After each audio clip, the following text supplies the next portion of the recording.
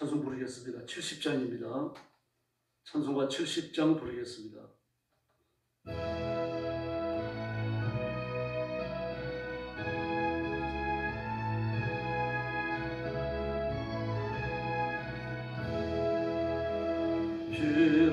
피란초에 있으니 환난을 당한 자 이리 오라.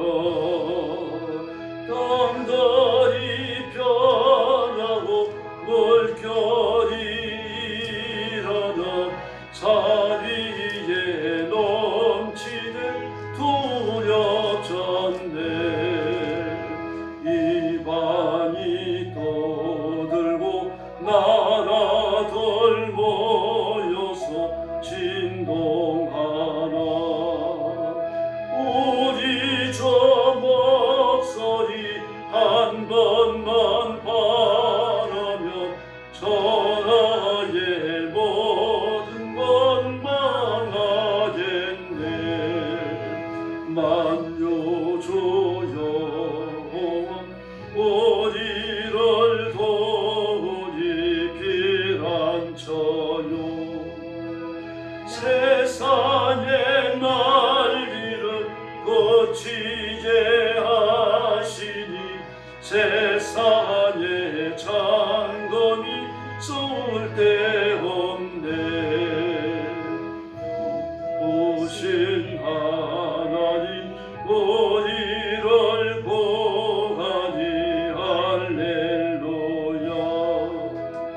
괴로움이 심하고 환난이 극하나 피난처 되시는 주 하나님. 할렐루야. 73장 부르겠습니다. 73장입니다.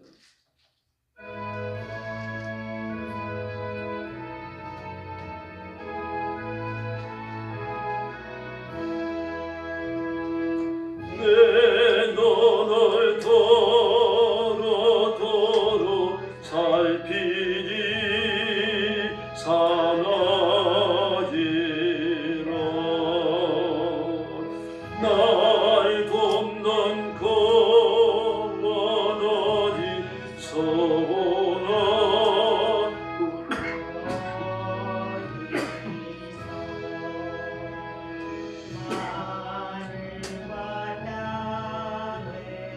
지은 여호와 날 도와주심 확실하도다. 주께서 나의 가는 곳마다 지키시며 졸지도 않고 깨어 계셔서 널 지키네.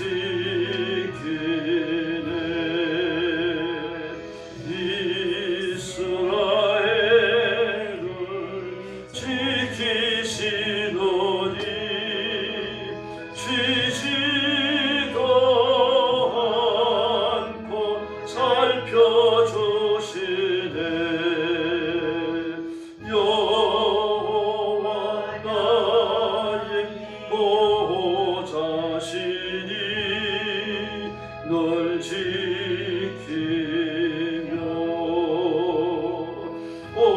오른팔 터로 보호하시고 그 눈배네. 낮에는 내가 참지 못하며 또 밤에 다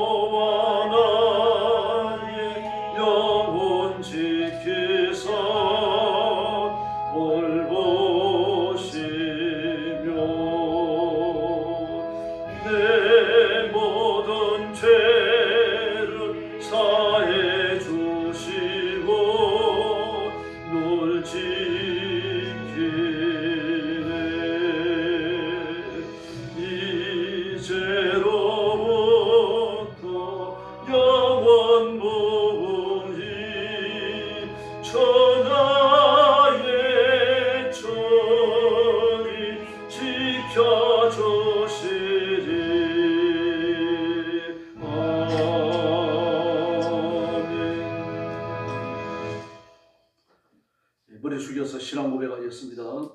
나는 전능하신 아버지 하나님 천지의 창조주를 믿습니다.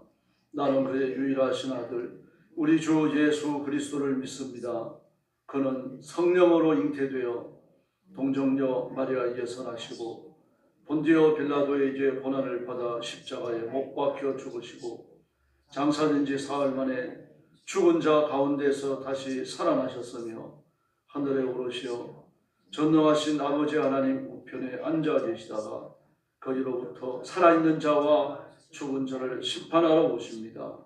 나는 성령을 믿으며 거룩한 공교회와 성도의 교제와 죄를 용서받는 것과 몸의 부활과 영생을 믿습니다. 아멘. 우리 아버지 감사합니다. 새날이 시작되는 이런 시간에 저희들을 주 앞으로 불러주시고 하나님께 경배하며 찬양드리며 위로부터 주시는 새 은혜를 입으며 하루를 시작하게 하시니 감사합니다. 이 시간 주의 성령께서 능력과 권능으로 임하셔서 저와 성도들을 붙들어 주시고 간절한 마음을 주시고 사모하는 마음을 주시고 당당히 세상을 살아갈 새로운 용기를 허락해 주시옵소서. 오늘도 죽음의 전쟁터와 재난의 현장과 온 세계에서 복음 전하는 신실한 선교사님들 주의 종들 사랑하는 성도들을 기억하시고 그 가정과 가족을 눈동자처럼 지켜 보호하여 주시옵소서. 천조의 현장마다 기적을 베풀어 주시고 때를 따라 풍성한 은혜를 내려 주시옵소서. 오늘 아침도 저희들이 말씀을 나눌 때 큰 복을 내려 주시기 원하옵고 예수님의 이름으로 간절히 기도 올려옵나이다. 아멘. 하나님 말씀 봉독하겠습니다. 마가복음 13장입니다. 1절 말씀부터 제가 먼저 봉독합니다. 예수께서 성전에서 나가실 때에 제자 중 하나가 이르되 선생님이여 보소서 이 돌들이 어떠하며 이 건물들이 어떠하니까. 예수께서 이르시되 내가 이 큰 건물들을 보느냐. 돌 하나도 돌 위에 남지 않고 다 무너뜨려지리라 하시니라. 예수께서 감람산에서 성전을 마주 대하여 앉으셨을 때에 베드로와 야고보와 요한과 안드레가 조용히 묻되 우리에게 이르소서 어느 때에 이런 일이 있겠사오며 이 모든 일이 이루어지려 할 때에 무슨 징조가 있사오리까. 예수께서 이르시되 너희가 사람의 미혹을 받지 않도록 주의하라. 많은 사람이 내 이름으로 와서 이르되 내가 그라하여 많은 사람을 미혹하리라. 난리와 난리의 소문을 들을 때에 두려워하지 말라. 이런 일이 있어야 하되 아직 끝은 아니니라. 민족이 민족을 나라가 나라를 대적하여 일어나겠고 곳곳에 지진이 있으며 기근이 있으리니 이는 재난의 시작이니라. 너희는 스스로 조심하라. 사람들이 너희를 공중에 넘겨주겠고 너희를 회당에서 매질하겠으며 나로 말미암아 너희가 권력자들과 임금들 앞에 서리니 이는 그들에게 증거가 되려 함이라. 또 복음이 먼저 만국에 전파되어야 할 것이니라. 사람들이 너희를 끌어다가 넘겨줄 때에 무슨 말을 할까 미리 염려하지 말고 무엇이든지 그때 너에게 주시는 그 말을 하라 말하는 이가 너희가 아니요 성령이시니라. 형제가 형제를 아버지가 자식을 죽는 데에 내주며 자식들이 부모를 대적하여 죽게 하리라. 또 너희가 내 이름으로 말미암아 모든 사람에게 미움을 받을 것이나 끝까지 견디는 자는 구원을 받으리라. 멸망에 가증한 것이 서지 못할 곳에 선 것을 보거든 잃는 자들은 깨달을진저 그때 유대에 있는 사람들은 산으로 도망할지어다. 지붕에 있는 자는 내려가지 말고 집에 있는 무엇을 가지러 들어가지도 말며 밭에 있는 자는 겉옷을 가지러 뒤로 돌이키지 말지어다. 그날에는 아이 뵌 자들과 젖먹이는 자들에게 화가 있으리로다. 이 일이 겨울에 일어나지 않도록 기도하라. 이는 그 날들이 환난의 날이 되겠음이라. 하나님께서 창조하신 시초부터 지금까지 이런 환난이 없었고 후에도 없으리라. 만일 주께서 그날들을 감하지 아니하셨더라면 모든 육체가 구원을 얻지 못할 것이거늘 자기가 택하신 자들을 위하여 그날들을 감하셨느니라. 그때 어떤 사람이 너희에게 말하되 보라 그리스도가 여기 있다 보라 저기 있다 하여도 믿지 말라. 거짓 그리스도와 거짓 선지자들이 일어나서 이적과 기사를 행하여 할 수만 있으면 택하신 자들을 미혹하려 하리라. 너희는 삼가라. 내가 모든 일을 너희에게 미리 말하였노라. 그때 그 한란 후 해가 어두워지며 달이 빛을 내지 아니하며 별들이 하늘에서 떨어지며 하늘에 있는 권능들이 흔들리라. 그때 인자가 구름을 타고 큰 권능과 영광으로 오는 것을 사람들이 보리라. 또 그때가 그가 천사들을 보내어 자기가 택하신 자들을 땅 끝으로부터 하늘 끝까지 사방에서 모으리라. 무화과 나무의 비유를 배우라. 그 가지가 연하여지고 잎사귀를 내면 여름이 가까운 줄 아나니. 이와 같이 너희가 이런 일이 일어나는 것을 보거든 인자가 가까이 곧 문 앞에 이른 줄 알라. 내가 진실로 너희에게 말하노니 이 세대가 지나가기 전에 이 일이 다 일어나리라. 천지는 없어지겠으나 내 말은 없어지지 아니하리라. 그러나 그 날과 그때는 아무도 모르나니 하늘에 있는 천사들도 아들도 모르고 아버지만 아시느니라. 주의하라, 깨어 있으라. 그때가 언제인지 알지 못함이라. 가령 사람이 집을 떠나 타국으로 갈 때에 그 종들에게 권한을 주어 각각 사물을 맡기며 문지기에게 깨어 있으라 명함과 같으니 그러므로 깨어 있으라. 집주인이 언제 올는지 혹 저물 때일는지 밤중일는지 다굴 때일는지 새벽일는지 너희가 알지 못함이라. 그가 후련히 와서 너희가 자는 것을 보지 않도록 하라. 37절 같이 봅니다. 깨어 있으라. 내가 너희에게 하는 이 말은 모든 사람들에게 하는 말이니라 하시니라. 아멘. 재림의 징조가 주를 이루고 있습니다. 그리고 재림의 징조는 예수님이 곧 오신다는 긴박성을 가진 메시지죠. 그래서 28절 이하에서는 충성을 요구합니다.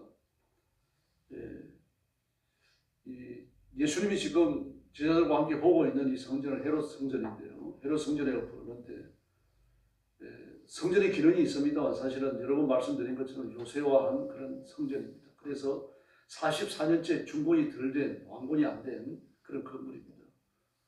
더구나 헤롯은 아주 교활했습니다. 국권을 가지고 성전을 짓는 게 아니고 이 요새를 짓는 게 아니고 이름은 성전입니다. 실제는 요새입니다. 그 여인의 뜰에서 이스라엘의 뜰로 올라가는 그 계단이 12개가 있는데요. 12개의 성전 문에서 여인의 뜰로 들어가는데 12개의 계단이 있습니다. 12개의 계단에 한 계단마다 헌금통을 놓습니다. 12개의 헌금통이 보이죠. 그리고 그 위에는 주로 대제사장이 앉아 있어요. 예수님이 앉아 계실 때도 있었는데 대제사장이 앉아 있으면서 헌금하고 올라오는 성도들 쭉 봅니다. 그 대제사장이 보니까 그냥 올라가기가 그렇잖아요. 그러니까 돈이 준비되어지는 대로 헌금통에 넣었어요. 돈이 많은 부자들은 온전히 들어있는 주머니를 찔렁거리면서 헌금통 12개에 전부 다 헌금을 합니다. 그러나 한 과부는 가진 게 2렉돈밖에 없는데 그걸 정말 부끄러운 마음으로 헌금통 하나에 겨우 넣고 올라가요. 예수님이 그걸 보시면서 저 과부가 헌금통 12개를 순리한 부자들보다 더 많은 헌금을 했다라고 말씀을 하십니다. 이렇게 거두어들인 헌금, 그걸 가지고 건축비를 썼습니다. 헤롯이에요. 그러므로 그는 좋은 건축물을 남겼어요. 그는 뛰어난 건축가였습니다. 세계 역사의 이름이 기록될 정도로 헤롯은 건축의 귀재였어요. 그러므로 헤롯 성전이 정말 잘 지어진 건물입니다. 44년째 짓고 있으니까 엄청나게 좋은 건물을 그는 짓고 있는 거예요. 아마 예루살렘 전투 때 이 성전이 무너지지 않았다고 하면 지금까지 남아있을 수 있는 그런 성전입니다. 바로 그 성전의 한쪽 벽이 남아가지고 지금도 통곡의 벽이라고 불리고 있죠. 그 건물을 지은 겁니다. 그리고 지금까지 그렇게 큰 건물을 본 적이 없습니다. 아주 잘 지어진 건물을 본 적이 없어요. 그 제자들이 칭찬하고 자랑을 많았잖아요. 그래서 예수님께서 뭐라고 말씀하십니까? 저라니 말을 듣고 이 큰 건물을 보느냐. 예수님이 크다는 걸 인정하십니다. 이렇게 큰 건물이 없었어요. 근데 돌 위에 돌 하나 남지 않고 다 무너뜨렸습니다. 그 제자들이 할 말이 없잖아요. 그래서 은밀하게 묻습니다. 3절 말씀해 보니까 마주 대하여 앉으셨을 때입니다. 성전을 마주 대하여 앉으셨을 때 베드로가 묻는 겁니다. 어느 때에 이런 일이 일어납니까? 그리고 그런 일이 일어날 때 무슨 징조가 있겠습니까? 근데 예수님은 그 베드로의 질문을 이해 못하신 게 아니잖아요. 이 사람이 이렇게 큰 건물을 무너뜨릴 수도 있습니까? 무너지잖아요. 로마의 티토 장군에 의해 가지고 완전히 무너져 버립니다. 티투스는 예루살렘 전투를 아주 잔혹하게 이끌어요. 몇 년간에 걸쳐가지고 이끌고, 저 차로가 이끌고 10만의 포로를 잡아가지고 로마를 교환합니다. 그러면서 원로원으로 들어가요. 자기가 원로원에 들어가기 위해서 아주 계획적으로 이스라엘과 예루살렘을 무너뜨린 겁니다. 그리고 성전이 다 무너져 버리죠. 주님은 그 처참함을 알고 계시는 겁니다. 그런데도 그 전투와, 그렇게 무너지는, 그 성전이 무너지는 그 전투와 예수님이 이 땅에 오실 때 대환란 때 벌어질 엄청난 무서운 사건들을 오버랩시켜 버리신 겁니다. 그러면서 제자들의 질문에 대해서 종말의 교훈으로 끌고 나가십니다. 그게 오늘 우리가 읽은 이 말씀입니다. 그래서 이렇게 말씀하십니다. 사람의 미혹을 받지 않게 주의해라.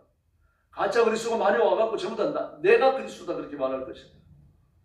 그리고 또 많은 전쟁과 지진이 있고 말입니다. 그런데 이걸 가르쳐가지고 8절에 보니까 재난의 시작이다 그랬습니다. 더 많아지고 강해지고 강도가 깊어진다고 하는 그런 뜻이죠. 뿐만 아니라 8절, 9절 이하의 말씀을 보니까 그리스도인들이 임하는 무서운 핍박에 대해서도 이야기합니다. 아마 그 로마 황제들에 의해 가지고 무서운 핍박이 임했을 때 이 말씀을 그들은 기억했을 겁니다. 그리고 예수님이 곧 오시겠구나. 종말의 긴박성을 가지는 건 좋지만 그런 식으로 시간적 제한을 두는 것은 옳지 못합니다. 뿐만 아닙니다. 가정까지 무너지죠. 가정도 무너지고. 그리고 14절 이하의 말씀에 보니까 멸망에 가정한 것이 서지 못할 것에 선 것을 보거든. 이게 안티오코스 에피파네스에 의해 가지고 이 더러운 일들이 성전 안에 저질러지고요. 그리고 로마의 티투스 장군에 의해 가지고 또 이런 더러운 짓이 하나님의 성전 안에서 저질러집니다. 하나님의 성전 안에서 우상을 숭배합니다. 유대인들을 멸시하기 위해 갖고요. 이제 그리고 나서 앞으로 오는 적그리 있어요. 적그리 속 하나님의 성전에 자기를 세워가지고 내가 그리스도다 그렇게 말할 겁니다. 멸망에 미운 것, 가정한 겁니다. 지금 유대인들이 제3성전을 지으려고 온갖 노력을 다 하고 있습니다. 미국은요, 너희가 제3성전을 지을 부지를 장만하고 건축을 시작하면 반드시 건축비는 우리가 다 된다. 뭐 얘기를 오바마 때부터, 클린턴 때부터 했었거든요. 그러면서 미국은 뭐라고 말합니까? 미국이 와서 제3성전을 지어라. 그렇게 말합니다. 그러나 이스라엘이 그렇게 할 리가 없죠. 하나님의 성전을 예루살렘에 지어야 하니까 정말 제3성전이 지어지고 피해 제사가 드려지면요. 예수님이 녹화하고 계시는 겁니다. 문 앞에 이르르셔. 그런 일들이 지금 우리 시대에 일어날 수 있어요. 이스라엘은 끊임없이 제3성전을 지을 기회를 지금 엿보고 있거든요. 근데 그렇게 되어지면 그 성전에 누가 섭니까? 적그리스도가 섭니다. 14절의 말씀이 그때 또 이루어지는 거죠. 뭐 그렇게 적그리스도가 출현하는 것을 보고는 빨리 도망하라고 말합니다. 왜 도망해야 됩니까? 무서운 핍박이 일어나니까요. 그리스도인들에 대한 무서운 핍박. 교회가 무너집니다. 그리스도인들을 이잡듯이 뒤져서 잡아가지고 죽일 겁니다. 회여해가지고 우상을 섬기게 만들고 우상을 섬기지 않는다면 살려두지 않습니다. 이런 일들이 계속해서 지금 예고되어지고 있죠. 그런데 그 고난의 때를 20절에서 예수님이 감해 주셨다라고 말하고 있습니다. 그런데 이런 대환란이죠. 이렇게 대환란 그때의 24절 그때의 대환란 후에 그렇게 말합니다.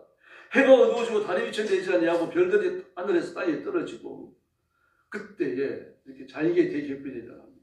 그런데 26절에 그때에 그랬습니다. 인자의 징조가 하늘에 나타나죠. 그리고 또 그때에 그럽니다. 인자의 징조가 나타날 그때에 온 세상에서 천사들을 보내갖고 하나님의 사람들을 다 모으리라고 말합니다. 이것이 무엇입니까? 천국에 데려가시려고. 사실은 백보자 심판 앞에 서시는 거죠. 이미 25절 말씀에서요. 24절과 25절 말씀에서 우리가 눈으로 보는 이 우주는 다 사라지고 없어지는 겁니다. 24절과 25절이 우리가 눈으로 보는 우주가 다 사라지는 그런 광경의 묘사입니다. 그리고 나서 예수님이 재림하시고 백보자 심판이 있고 저와 여러분이 그 심판대 앞에 서서 영원한 천국을 명령받고 그리고 하나님 나라에 들어갈 줄로 믿습니다. 그래서 28절 이하의 말씀에 보니까 준비하고 있으라고 말합니다. 그 준비하는 내용의 중요한 것 중에 하나가 뭡니까? 충성입니다. 충성입니다. 충성을 요구한다고 하는 것은요, 때가 비상하다는 뜻입니다. 평상시에는 충성을 요구하지 않습니다. 군인들도 마찬가지입니다. 물론 군인들이 24시간 충성을 요구받습니다만 그러나 생명이 경각이다라는 그런 충성은 아니거든요. 그건 전쟁터에 일어나는 거죠. 그러므로 군인이 됐든 누가 됐든지 간에 충성을 요구받는다. 생명을 끊어내야 하는 위기의 상황이 펼쳐졌다. 이때가 되어지면 충성의 진정한 모습이 나타나는 거죠. 바울과 베드로가 역사할 때에 네로 황제의 박해가 크게 달해 있을 그런 때였어요. 그러니까 어느 때보다도 누구보다도 충성이 요구될 수밖에 없는 겁니다. 그래서 우리는 충성하기 위해서 예수님을 정직하게 믿어야 됩니다. 예수님만 믿어야 되고 예수님만 의지해야 됩니다. 예수님만 따라야 되고 그 말씀 앞에 순종하기 위해서 애를 써야 합니다. 충성이라고 하는 것은 내가 살아가는 이유, 내 힘, 내가 인생을 살아가는 시간, 내 존재의 전부를 하나님 앞에 100% 다 바치는 겁니다. 어떤 사람은 내가 50% 바치고 하나님은 50% 일하고 그래가지고 100%가 성취되는 줄 아는데 그게 아닙니다. 100%예요.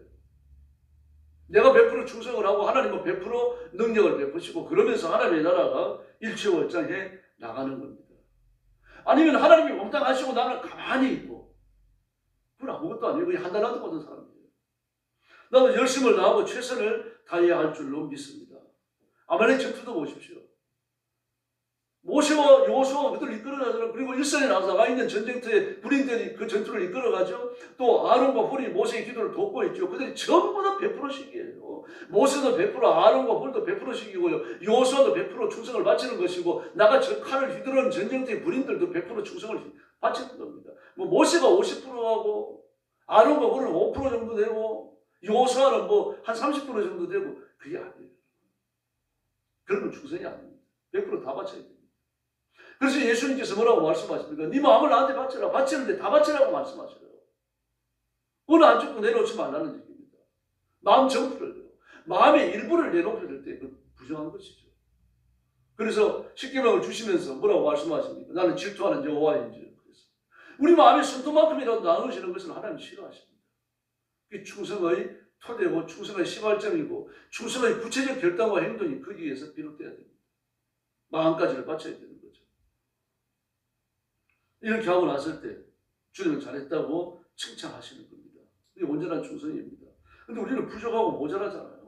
부족하고 모자라니까 100%다 바치려고 그러다가도 자식도 생각을 하고 마누라도 생각이 나고 뭐 돈 버는 것도 생각이 나고 이러니까 마음이 씌어집니다. 그런데 때로는 60% 바칠 때 있고 70% 바칠 때 있어요. 그리고 늘 죄송스러운 거죠. 하나님 앞에는. 그래도 하나님은요. 그 100%를 인정을 해주십니다. 내가 너를 안다라고 말씀하셔요. 이제 우리의 충성입니다. 우리는 다 부족하고 얼마나 모자란지 모릅니다. 하나님께 내드릴 만한 온전한 것을 만들 수 없어요. 100% 다만 뻗칩니다. 우리가요. 아직 하나를 기억하셔야 돼요.